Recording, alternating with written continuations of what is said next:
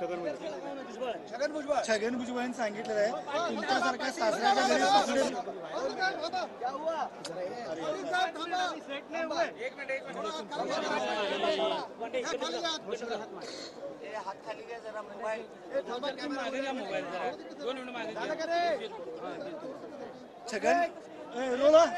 छगन भुजबळांनी सांगितलेलं आहे camera connect होतात आमचे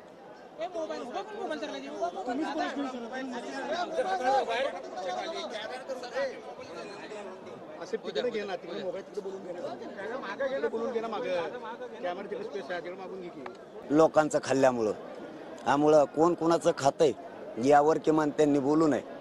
त्यांनी आता किमान या राज्यात शांतता राहीन असं बोलावं. राज्यात त्यांना दंगली घडावच्यात असं त्यांनी बोलू नये. परंतु या राज्यात मराठा समाज ओबीसी आणि मराठा अजिबात वाद होऊ देणार नाही.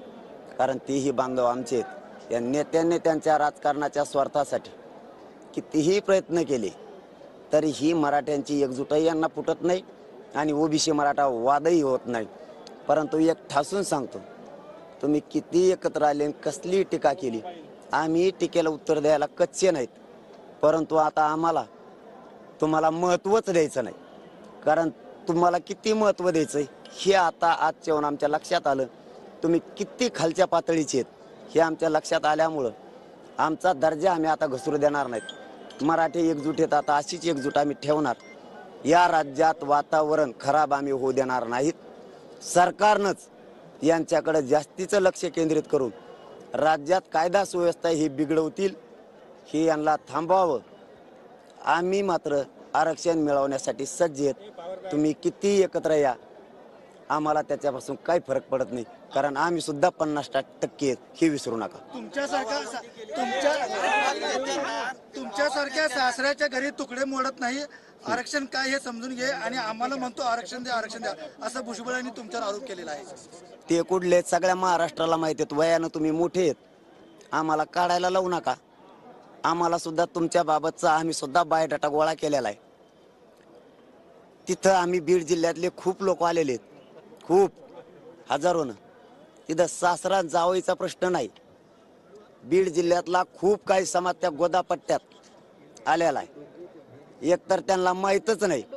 कुणीतरी एखाद्या माकडानं त्याच्या स्वार्थासाठी सांगितलं असेल. कारण मराठ्यांच्या जीवावर मोठे झालेले हेच हळूहळू सांगत असतील. पण त्यांना हे माहीत नाही की बीड जिल्ह्यात दुष्काळ असल्या कारणानं खूप काही लोक त्या गोदापट्ट्यात आलेले पाण्याच्या ठिकाणी. पुढे सासऱ्यान जावयाचा प्रश्न काढायची गरज नाही. तुम्ही कुठले तुमचा बायोडाटा सुद्धा आमजवळ तुमच्या शेपटावर नाही. तुम्हीच उलट आमच्या पायावर पाय देऊ नका. नाही तर तुमची सुद्धा आम्ही खैर करणार नाहीत. कारण तुम्ही वयानं मोठे आणखीन भानानं बोला एवढंच मात्र मी सांगतो. कारण मराठ्यांच्या शेपटावर पाय दिल्यावर काय होतं हे तुम्हाला मग पुढच्या काळात कळेल. पण तुम्ही धमक्या देऊन राज्यात शांतता बिघडू नका. सरकारलाही सांगतो यांना 100% कायदा सुव्यवस्था राज्याची बिघडायची. यांच्यावर बारकाईनं लक्ष ठेवा. कारण आम्ही मात्र थांबणार नाहीत. भिणार बी नाहीत आणि खचणार बी नाहीत. पण आम्ही शांततेत आरक्षण मिळवणार आहेत. यांना मराठ्यात येऊ द्यायचं आरक्षणात मराठ्यांना येऊ द्यायचं नाही म्हणून यांचा तिळपापड झालाय. आम्ही मात्र आल्याशिवाय राहणार नाहीत.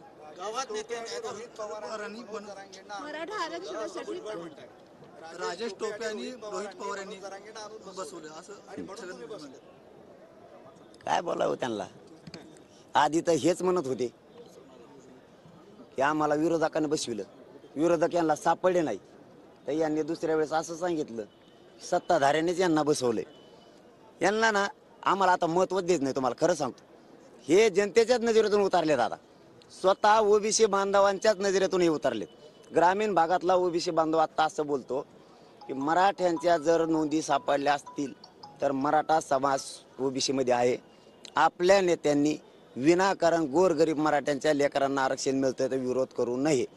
जर हे मी सांगतो हे खोटं असतं तर काल 100 GCP ओबीसीच्या बांधवांनी लावून पदरच्या पैशानं फुलं टाकलेच नसते.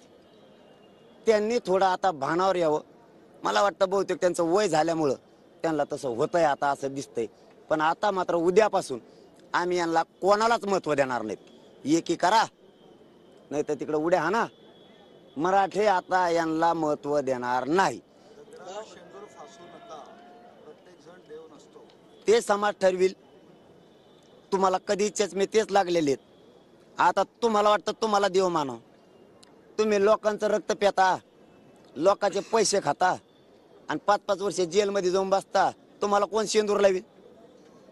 पाटील साहेब, ज्या बॅनर्स बद्दल तुम्ही सातत्यानं भाषणामध्ये बोलताय त्या बॅनर बद्दल सुद्धा त्यांनी भाष्य दिले. त्यांनी असं म्हटलंय की गावबंदीचा बॅनर लावायला गावाचा 7-12 काही यांच्या नावावर आहे आणि पोलिसांना सुद्धा आवाहन केलं की ते बॅनर्स काढून टाका, ही लोकशाही आहे. 7-12 तुमच्या नावावर आहे का असा प्रश्न विचारला. ते म्हणतील तसं होत नसताना पण ते सांगतील तसं कायदा थोडा चल. ते म्हणतील तसं आमच्या घरी येऊ नका असं आमचं म्हणणं आहे. आम्ही तुमच्या दारात येत नाही, तुम्ही आमच्याकडे यायचं नाही. कशाला यायचंय? यायचंय कशाला? आणि ते म्हणतील तसंच होईल असं नसतं ना. असं नाही. ते म्हणतील तसं होणार नाही, तसा कायदा चालत नसतो. एक आणखी प्रश्न तुमचा आहे का? 7-12 तुमचा आहे का? तुम्ही आम्हाला रोखणार आहे कोण? तुम्ही बॅनर लावणार आहे कोण? अहो ते काही म्हणतील, त्यांचं कोण ऐकणार? त्यांना काय आता प्रसिद्धीसाठी काही पण प्रश्न काढायला येते, कारण त्यांचं आता वय झालंय. त्या पद्धतीनं ते बोलतायत. कोणातरी विचारून आता आम्हाला त्यांना तुम्हाला एकदा सांगितलं, उद्यापासून त्यांना आम्हाला महत्त्व द्यायचं नाही. कारण त्यांचं आता किती हुशारी आहे आणि ते किती मुरब्बी राजकारणी होते आमच्या नजरेतले पहिले, ते आता राहिले नाहीत. त्यांना फक्त या राज्यात या वयात शांतता ठेवण्याऐवजी कायद्याच्या पदावर, घटनेच्या पदावर यासाठी बसलेत की त्यांना या राज्यात 100% कायदा सुव्यवस्था बिघडायची, एवढाच त्यांचा उद्देश आहे. पण ओबीसी बांधवात आणि मराठा बांधवात आमचं आत्ताही सुखदुःखात आम्ही सोबत आहेत. आमच्यात कसलाच वाद होणार नाही. आणि मराठे, सामान्य मराठे आणि सामान्य ओबीसी बांधव त्यांचं राजकीय पोळी भाजवण्यासाठी त्यांचं स्वप्न कधीच पूर्ण होऊन देणार नाही. तुम्हाला पुढच्या काळात या राज्यात शांतताच दिसणार. धन्यवाद. लागला न. काय लागून देणार नाही. इथं मराठा समाजाच्या नोंदी सापडल्यात, तेच तर ओबीसी बांधव म्हणतोय की मराठ्यांच्या जर नोंदी सापडल्या असतील तर ते ओबीसी आरक्षणामध्ये आहेत, त्यांना घेतलं पाहिजे. आपल्या नेत्यानं विनाकारण मराठ्यांच्या लोकांना आता विरोध नाही केला पाहिजे. आम्ही ओबीसी मध्ये येणार, आमचं हक्काचं आरक्षण आम्ही घेणार, कारण ते आमचं हक्काच आहे. आत्तापर्यंत तुम्ही खाल्लं, आमचं म्हणणं काय नाही, तुमचं तुम्ही खावं, आमचं आम्हाला द्यावं. आमच्या नोंदी सापडल्यात म्हणल्याच्या नंतर येड्याला सुद्धा कळत. समजा उदाहरणार्थ सांगली आणि इथं 2 गुंठे एखाद्या बांधवांची जागा आहे, तो म्हणलाय माझी जागा आहे मोगम. पण जर आता त्याचा 7-12 मिळाला, त्याला जागाच तुम्हाला द्यावा लागणार आहे.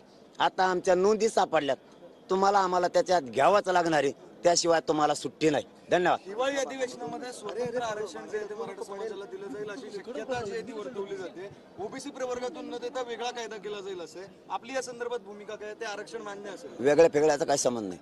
जिथं आमची जागा आहे तिथंच आम्हाला पाहिजे.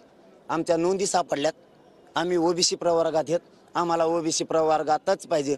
कारण पूर्वीपासून आम्ही तिथं आमचे पुरावे सापडले आणि महाराष्ट्रातल्या मराठा समाजाला पाहिजेत आणि कसे देत नाहीत ते आम्ही बघतो. काळजी करू नका. धन्यवाद. ओके.